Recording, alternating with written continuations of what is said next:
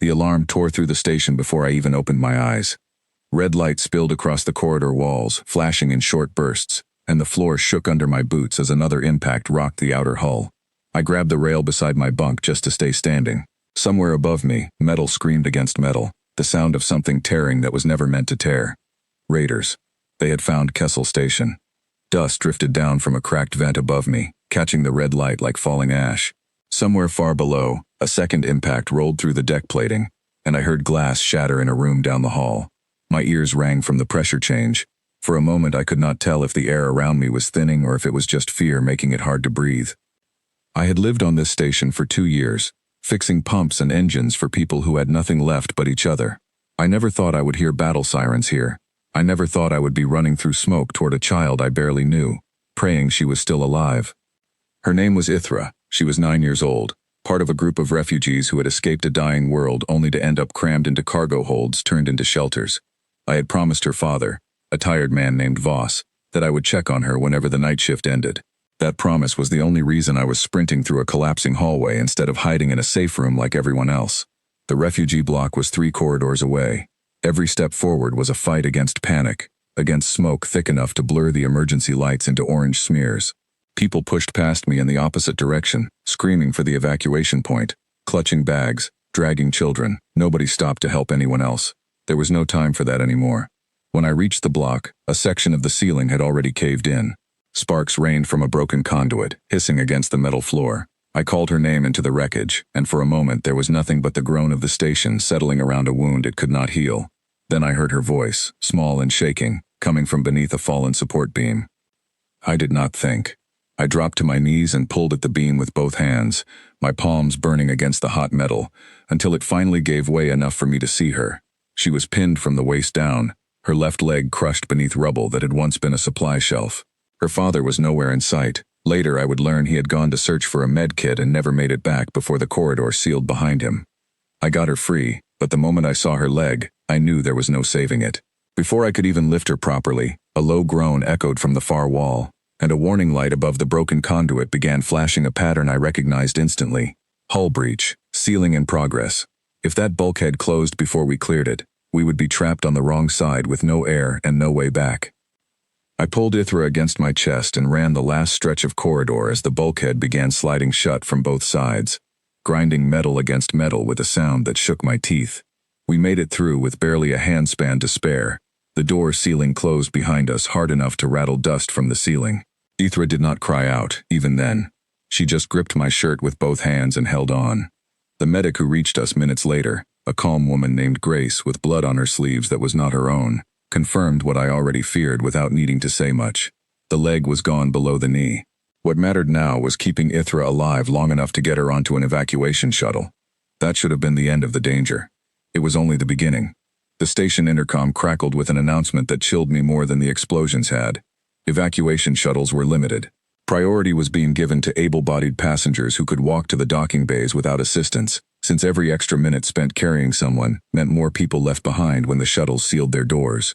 Refugees without mobility would be moved last, if space allowed. If space allowed.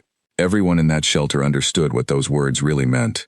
I looked at Ithra, pale and trembling on a stretcher, her hand gripping mine so tightly it hurt, and I made a decision that had nothing to do with training or certification, or any of the things that were supposed to matter in normal life.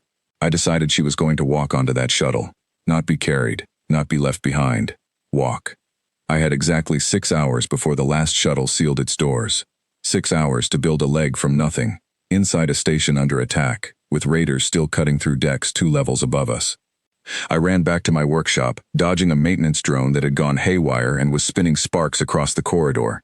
My tools were still there, untouched, though the whole room rattled every few minutes from impacts against the hull. I grabbed everything I thought I might need: a spare actuator from a loading arm, servo motors meant for airlock hinges, a battery pack from a broken cargo lifter, and a spool of conductive wire I had been saving for no reason at all until now. None of it was designed for what I needed. None of it was designed for a person. I did not have time to be careful. I welded joints with hands that would not stop shaking, guided as much by memory as by any real plan. Every few minutes, the lights flickered as another section of the station lost power, and each time I wondered if this would be the moment everything went dark for good. Halfway through building the frame, The workshop door slammed open. 2 figures stood there, faces hidden behind breathing masks, weapons raised. Raiders had broken through the maintenance shaft, 2 decks up faster than anyone expected. I froze, one hand still gripping a soldering tool, the other resting on the half-built leg on my workbench. "Move," one of them said, voice flat through the mask. "Now." I did not argue. I grabbed the leg, still unfinished, wires hanging loose from one side, and backed toward the emergency hatch at the rear of the workshop. The moment I was through, I sealed it behind me, and heard fists pound against the metal a second later. The hatch would not hold forever. Nothing on this station would hold forever. I ran through service tunnels I had used 100 times to fix broken pipes. Tunnels barely wide enough for one person, now filled with smoke drifting down from the decks above. My chest burned. My eyes stung. I kept moving because stopping meant losing everything I had built so far, and losing everything meant losing her chance to walk out of here on her own 2 feet. I reached the shelter just as another tremor shook the station, this one stronger than the last, knocking a row of supply crates onto their sides. Grace looked up from where she knelt beside Ithra, her expression asking the question before her voice could. "It's not finished," I said, "but it has to be enough." I fitted the frame to Ithra's leg the way I had learned from watching human prosthetic clinics online, adjusting for the fact that her bone structure bent the opposite way from mine at the joint. She winced when the cuff tightened around the stump, but she did not cry out. She just stared at me with the kind of trust that made my hands steady for the first time since the alarms began. "It might not work," I told her honestly. "I built it too fast. I don't know if it will hold." "It has to," she said. "You said I would walk onto the shuttle." I had said that. I meant to keep it. The station intercom crackled again, this time with an announcement that made the whole shelter go silent. The evacuation timeline had been moved up. Raiders had taken control of 2 docking bays already. Only 1 shuttle remained, and it would seal its doors in 20 minutes, not 6 hours. 20 minutes. I helped Ithra to her feet, my arm under hers for support, and gave the signal for her to try standing on her own. She wobbled instantly, the frame creaking under weight it was never properly tested to hold. For a heartbeat I thought it would buckle completely. Then something in the joint clicked into place, and she found her balance, shaky but real. She took 1 step, then another. Around us, the shelter erupted into motion as people grabbed bags and children and started moving toward the exit that led to the docking corridor. Grace shouted directions, keeping the group together, while I stayed close to Ithra, ready to catch her the moment the leg failed. It almost did, twice. The first time was in the connecting corridor, where the floor plating had buckled from an earlier impact, leaving a gap wide enough to swallow a foot completely. Ithra hesitated at the edge, and I could see the fear behind her eyes, the memory of falling still fresh in her mind. I held out my hand. "Trust the leg," I said. "Trust yourself." She took my hand, stepped over the gap and did not fall. The second time was worse. We were halfway down the docking corridor when the lights cut out entirely, plunging the whole passage into darkness broken only by the flicker of emergency strips along the floor. Somewhere behind us, voices shouted in a language that was not trade common, harsh and close. The raiders had found the corridor. Grace grabbed the nearest child and started running. I grabbed Ithra's hand and did the same, half guiding, half dragging her forward, terrified that at any second the leg would give out beneath her and I would have to carry her the rest of the way, losing precious seconds we did not have. But she kept moving. Step after step, faster than I thought possible, the frame holding together through sheer stubbornness as much as engineering. Behind us, a shot rang out, striking the wall just above where we had been standing seconds earlier. Someone screamed. I did not look back. Looking back would only slow us down. The docking bay came into view ahead, its wide doors already beginning to close, the shuttle beyond them glowing with the pale light of active engines.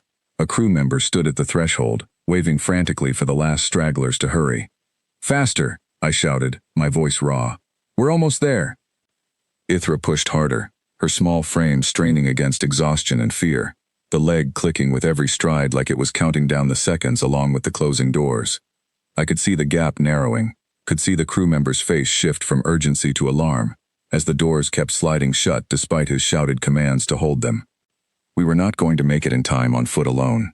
I scooped Ithra up in one arm without breaking stride, using my full weight to close the last gap, and threw myself through the narrowing doors just as they slammed shut behind us, sealing off the corridor and everything in it.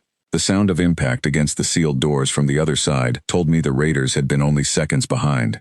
Inside the shuttle, the noise of the outside world vanished into a sudden, heavy quiet. Passengers packed the aisles, faces pale, some crying, some simply staring at nothing. I set Ithra down gently on a jump seat, my whole body shaking now that there was nothing left to run from.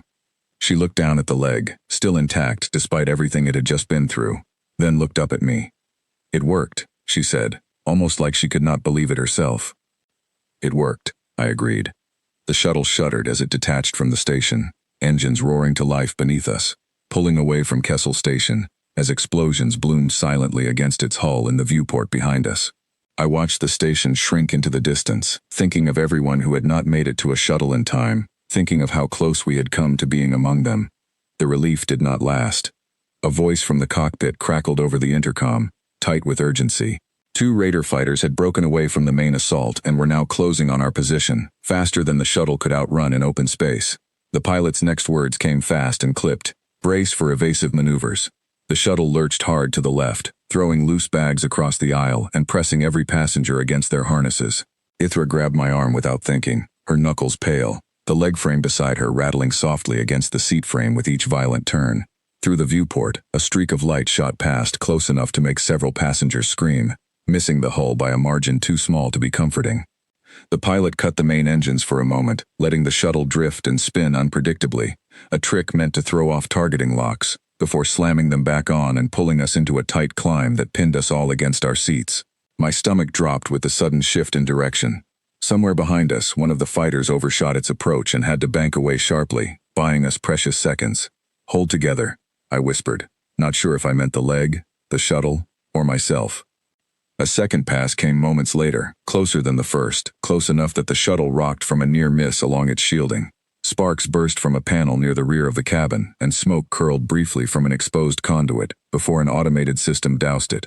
Someone near the back cried out, more from fear than injury, and Grace moved quickly down the aisle checking on anyone who needed help, steady even as the shuttle shook around her. Then, as suddenly as it began, the attack broke off.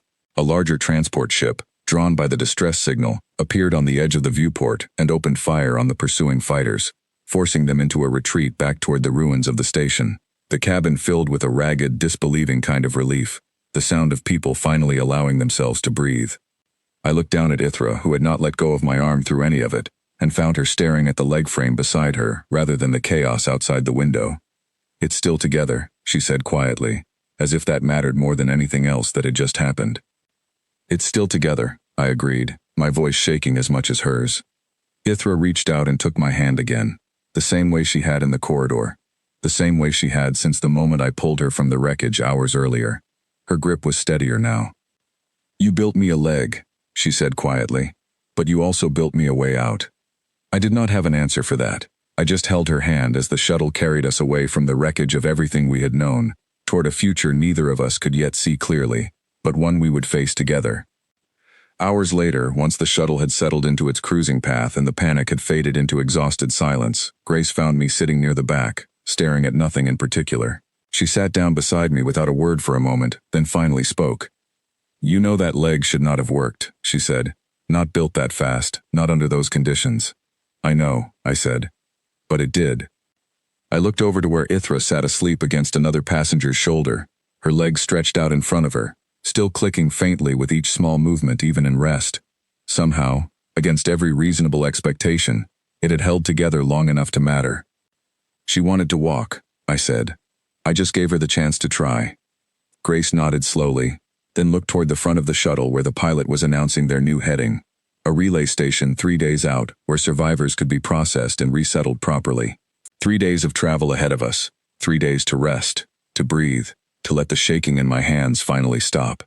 I thought about the moment the raiders broke into my workshop, about the sealed hatch that would not have held much longer, about the 20 minutes that had felt like both an eternity and no time at all. I thought about how close everything had come to falling apart, and how it had not, somehow, against every odd stacked against us. Ithra stirred beside her seat companion, blinking awake, and when she saw me looking her way, she smiled, small and tired but real. She lifted her leg slightly, testing the joint, watching it move with something like wonder still in her eyes even after everything it had already proven it could do. "Does it hurt?" I asked, moving closer. "A little," she admitted, "but I do not care. I am here. I am not on the station anymore." Neither of us needed to say what the alternative would have been. The relay station finally came into view on the 3rd day, a cluster of lights against the dark, its docking arms extending to receive the shuttles arriving one after another from the wreckage of Kessle Station. As we prepared to disembark, Ithra insisted on walking off the shuttle herself, refusing any help despite the exhaustion clearly written across her face. She took my hand anyway, not because she needed it to walk, but because she wanted to. Step by step she crossed the docking ramp under her own power, the leg I had built in 6 frantic hours, then finished under fire, holding steady beneath her with every stride. Voss was waiting on the other side, having escaped on an earlier shuttle, and when he saw his daughter walking toward him unaided, he dropped to his knees and simply held her, unable to speak. I stood back and watched them, feeling the weight of the last 3 days finally settle into something like relief. Ithra pulled back from her father's embrace after a moment and turned to look at me, her eyes bright despite everything they had witnessed. "You said I would walk onto the shuttle," she said. "But I did more than that. I walked all the way home." I did not know what home meant for her now, not really. Not with her world already lost and this station just another temporary stop on a longer journey. But watching her stand there, steady on a leg built from scavenged parts and desperate hope, I understood that home was not a place at all. It was simply the ability to keep moving forward, no matter what stood in the way. Later that evening, once the processing lines had thinned and families had been given temporary quarters, I found Ithra sitting alone near a viewport, watching the stars drift by outside. She had refused to rest, insisting on testing the leg's balance on every surface she could find, as if she still could not quite trust that it would keep working the next time she needed it. "You built this in 6 hours, she said, without looking away from the window. "Voss told me that should be impossible." "A lot of things that happened today should have been impossible," I said, sitting down beside her. She finally turned to look at me, and for the first time since the alarms had gone off, her expression held something steady instead of fear. "Will you build the next one better? A real one when there is time?" "If you'll let me," I said, "though I think this one earned the right to stay a while longer." She smiled at that, small but genuine, and tapped the frame gently with her knuckles, listening to the faint click of the joint settling into place. It was not perfect. It was never meant to be perfect. It was meant to work exactly long enough to matter, and it had done exactly that. And for the first time since the alarms had first torn through my sleep 3 days earlier, I let myself believe that we had, somehow, made it through to the other side.